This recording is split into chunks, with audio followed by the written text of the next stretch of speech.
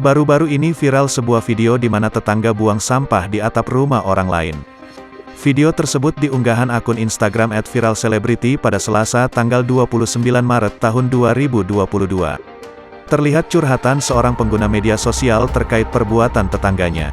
Pasalnya sang tetangga membuang sampahnya ke atap asbes rumah orang lain. "Ada ya tetangga begini, buang sampah ke atas asbes orang," keluh sang pengguna media sosial. Dalam video sejumlah tumpukan sampah berjatuhan dari atas yang diduga sengaja dibuang oleh tetangganya.